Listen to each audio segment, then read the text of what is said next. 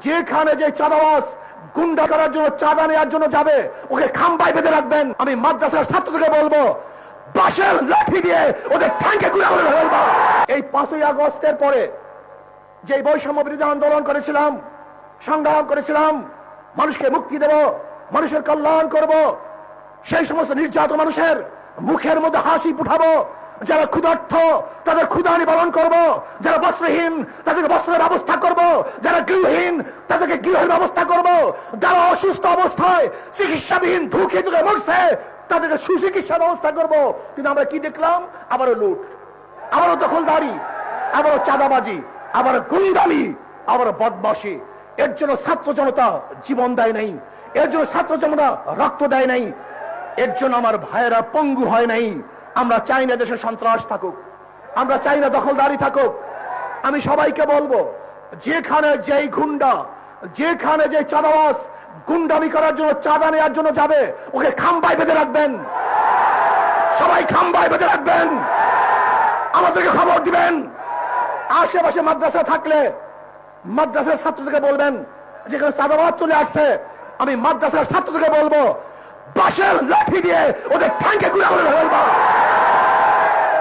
বাংলাদেশের কোন চাঁদাবাজ দেখতে চাই না, কোন চাঁদাবাজ বাংলাদেশে থাকবে না। আজকে মাদ্রাসার ছেলেরা তোমরা মুজাহিদ, তোমরা সাহসী, তোমাদের বুকের মধ্যে কলিজার মধ্যে ঈমান লালন করো, তোমরা নির্ভীক। তোমরা কাকে ভয় করবা? মুসলমান মুমিন একমাত্র আল্লাহ ব্যতীত কাউকে ভয় করে না। একমাত্র মুমিন ভয় করে কাকে? ওয়ালা তাখশাউন নাস ওয়াখশাউনি। আমরা কাউকে ভয় করি না, একমাত্র ভয় করি কাকে? ইসলাম যদি ক্ষমতা চলে আসে কি হবে?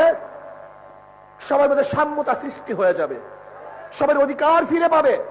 মুসলমান, হিন্দু, বৌদ্ধ, খ্রিস্টান, বাংলাদেশের কুলি, তাঁতি, মজুর, জেলে, মেতর, ঋষি, কামার, শ্রমিক, মজদুর, প্রত্যেকটা মানুষ, পুরুষ হোক মহিলা হোক, তাদের অধিকারকে ফিরিয়ে দেব এবং দেওয়ার মতো একমাত্র নীতি আদর্শ হল ইসলাম।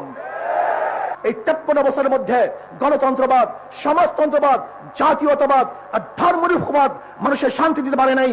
আমরা দেখেছি সোনার বাংলা, আমরা দেখেছি নতুন বাংলা, আমরা দেখেছি সবুজ বাংলা, আমরা দেখেছি ডিজিটাল বাংলা, এবার দেখবো ইসলামী বাংলা ইনশাআল্লাহ। নতুন বাংলায় মানুষকে শান্তি দিতে পারে নাই, সবুজ বাংলায় মানুষকে শান্তি দিতে পারে নাই। আসো এবার সম্মিলিত ভাবে ইসলামী বাংলা করব, যেই বাংলায় প্রত্যেকটা মানুষের অধিকারকে ফিরিয়ে দিবে, সমস্ত মানুষ শান্তি ভোগ করতে পারবে ইনশাআল্লাহ। আমি হিন্দু ভাইদেরকে বলবো সামনে দুর্গাপূজা চলে আসছে, আর উদ্যমের সাথে আরো আনন্দের সাথে দুর্গাপূজা পালন করবেন। আওয়ামী লীগের আমলে যেইভাবে দুর্গাপূজা পালন করছেন তার চেয়ে ওজন এবার দুর্গাপূজা উৎসব আপনারা বেশি করতে পারেন। কিন্তু মনে রাখতে হবে ধর্ম যার যার, উৎসব তার তার। ধর্ম যার যার, উৎসব তার তার, ঘোলাবেন না।